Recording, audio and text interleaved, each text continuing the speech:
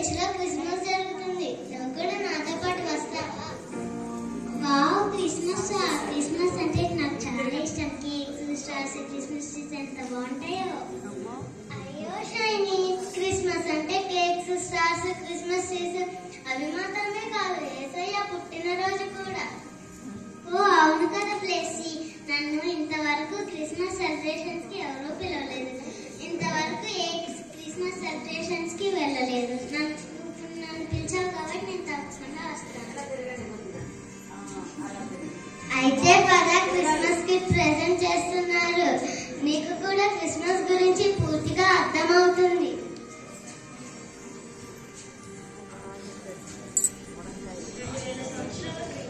ప్రజలు రక్షకుడైన మెస్సియా కొరకు కనిపెట్టుచున్న దినములలో గాబ్రియేలు అనే దేవదూత గలీలియాలో నజరేతు అను ఊరిలో దావీదు వంశస్థుడైన యోసేపు అను ఒక పురుషునికి ప్రదానము చేయబడిన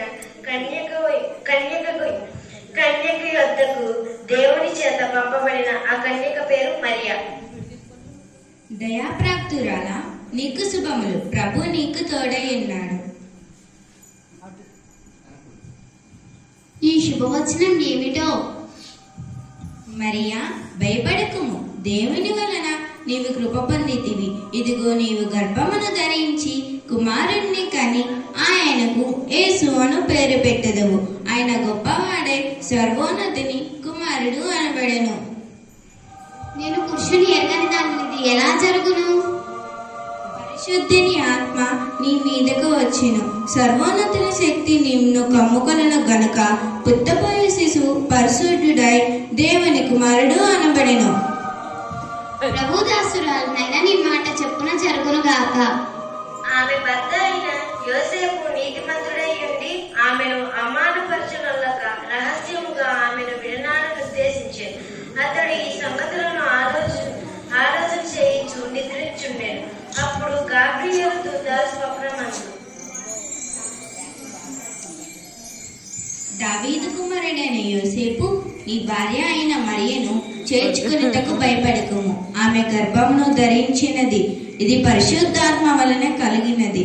తమ ప్రజలను వారి పాపముల నుండి ఆయన రక్షించును గనక ఆయనకు యేసు అను పేరు పెట్టెదవు. యోసేపు నిద్ర మేలుకొని తనకు దూత ఆజ్ఞాపించిన ప్రకారము తన భార్యను చేర్చుకొనెను.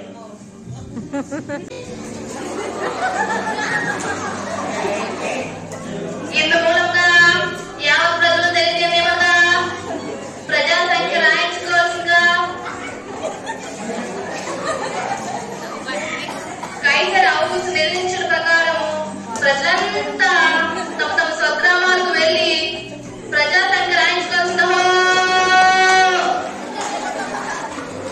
యోసేపు దావీదు వంశంలోను గోత్రంలోను పుట్టినవాడు కనుక తనకు భార్యగా ప్రదానం చేయబడిన గర్భవతి అయి ఉండి మరియతో కూడా ఆ సంఖ్యలో రాయబడుటకు బెత్లెహేము దావీదు ఊరికి వెళ్ళాడు.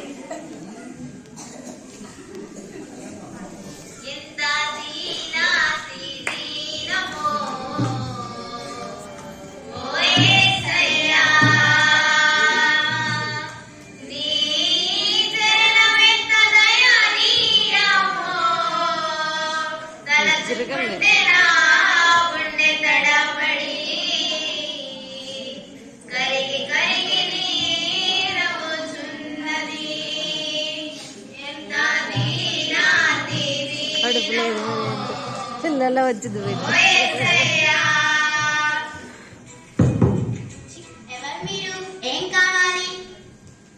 అమ్మా, చాలా దూరం నుండి వస్తున్నాం. నా భార్య గర్భవతి. మీ సత్రంలో కాస్త స్థలముంటే ఇస్తారా? ఈ రాత్రికి ఉండి వెళ్తాం. క్షమించండి అయ్యా, మేము చాలా మంది ఉన్నాము. మా ఇంట్లో మీకు స్థలము లేదు.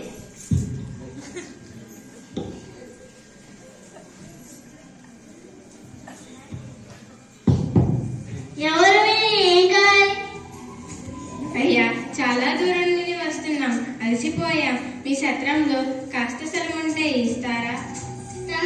స్థలము లేదయ్యా, మా సత్రమంతా నిండిపోయింది. ప్రతి చోట ఇదే పరిస్థితి ఎదురైన కాలం గడుస్తున్న కొద్దీ మరియకు అర్థమైంది.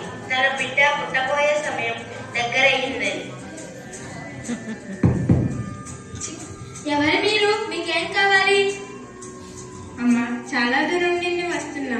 మీ సత్రంలో కాస్త స్థలం ఉంటే ఇస్తారా? నా భార్య నిండు గర్భవతి. స్థలము లేదయ్యా. అయ్యా, ఒక నిమిషం. ఆ సత్రంలో స్థలం లేదు కానీ ఈ రాత్రికి మా పాకలో విశ్రాంతి తీసుకోవచ్చు. మీకు అంత అనుకూలమైన స్థలం కాదు కానీ బహుశా మీకు ఆధారంగా ఉంటుంది. ధన్యవాదాలు. రాజైన హేరోదు దినములలో యూదా దేశపు బెత్లెహేములో యేసు పుట్టిన పిమ్మట ఇదిగో తూర్పు దేశపు జ్ఞానులు యెరూషలేముకు వచ్చారు.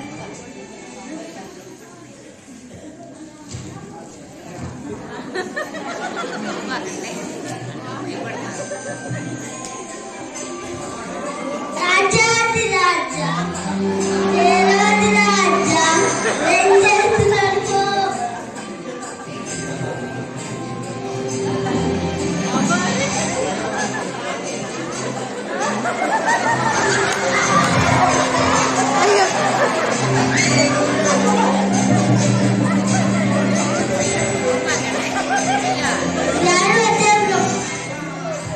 ప్రవేశపెట్టండి.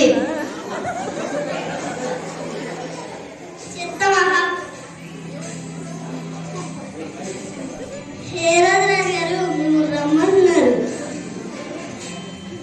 మీ రాకకు కారణం ఏమిటి?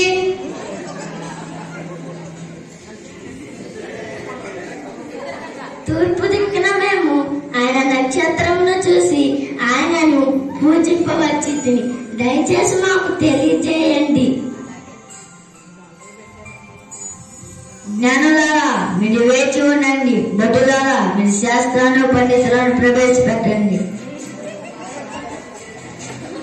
చిత్త మహాప్రభు.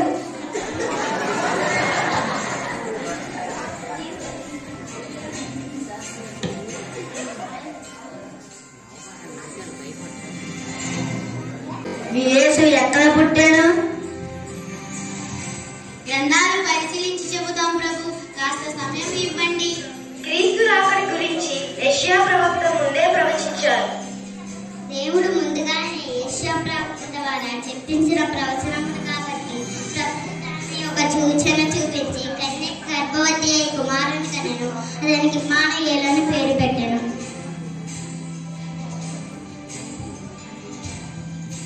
ప్రభు, మీకా ప్రవక్త కూడా ప్రవచించారు. మీకా ప్రవక్త ఏం ప్రవచించారు అంటే, యూదయా దేశపు బెత్లెహేమా, నీవు యూదా ప్రజలను ఎంత మాత్రము అల్పమైన దానివి కావు. ఇశ్రాయేలు నా ప్రజలు పరిపాలించు అధిపతి నీలో నుండి వచ్చు.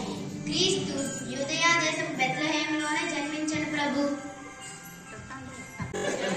జ్ఞానులారా, మీరు వెళ్ళండి. ఆ శిశువు విషయమై జాగ్రత్తగా తెలుసుకొని వచ్చి ఆయన పూజించుటకు నాకు వర్తమానము తెండి.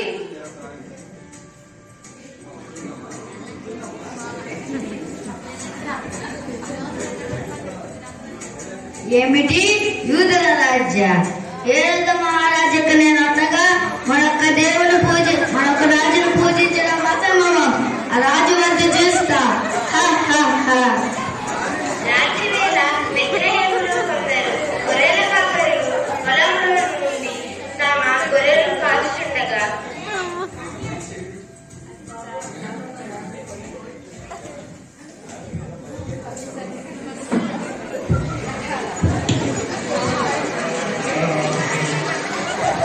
అరే, చలి చంపేస్తుందిరా.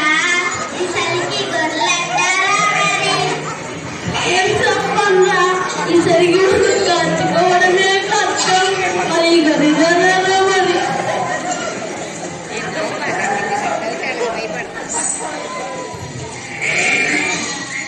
భయపడుకుడి. విద్యార్థులకి కలగబోయే మహా సంతోషకరమైన సువర్తమానం నేను మీకు తెలియజేస్తున్నాను. దావీదు పట్టణమందు నేడు రక్షకుడు మీ కొరకు పుట్టి ఉన్నాడు. ఆయన ప్రభువైన క్రీస్తు. ఇదే మీకు ఆనవాలు. ఒక శిశువు పొత్తి గుడ్డలతో చుట్టబడి ఒక తొట్టిలో పడుకున్నట మీరు చూచెదరు. అరే, మన కొరకు రక్షకుడు పుట్టాడంటరా. చూద్దాం రండి. పదండి. ఉన్నట్టుండి దేవదూతల సమూహము ఆ దూతలలో ఉండుట ఆ పాపను చూశారు.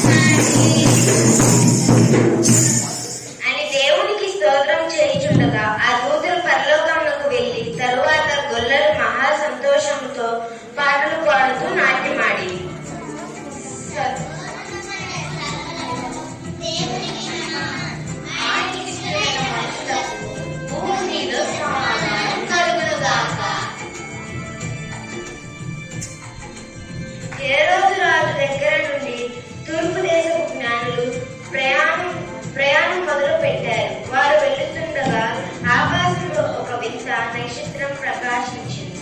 ఆ నక్షత్రం వారిని బెత్లెహేమునకు నడిపించింది. ఆ నక్షత్రం వారికి ముందుగా నడిచి శిశువు ఉన్న చోటికి వచ్చి నిలిచింది. వారు లోపలికి వచ్చి తల్లి అయిన మరియను బాలుడు అయిన యేసును చూశారు.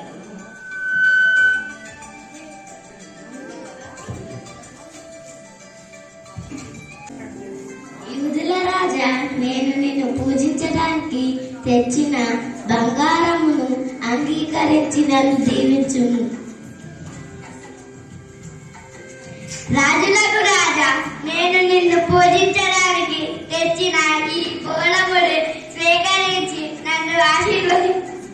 సర్వలోక రక్షక, ఈ స్వచ్ఛమైన సాంబ్రాన్ని అంగీకరించి నన్ను కరుణించుము.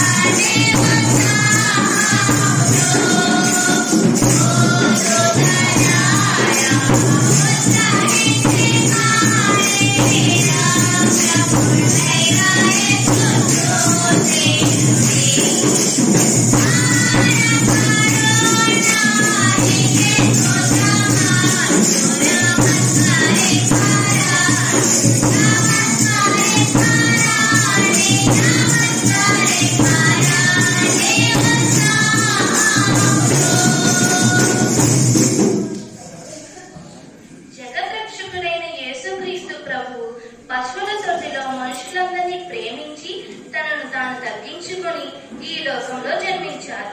క్రిస్మస్ అనేది యేసుక్రీస్తు ప్రభు యొక్క ప్రేమను, ఆయన ఈ లోకానికి అందించిన రక్షణను, ఆయన తగ్గించుకున్న విధానాన్ని మనందరికీ కూడా తెలియజేసే పండుగ. అందును బట్టి క్రిస్మస్ జరుపుకుంటున్న మనమందరము సమాధానము కలిగి క్రీస్తు ప్రేమను అనేక మందికి పంచేవారిగా ఉందాము. ధన్యవాదాలు.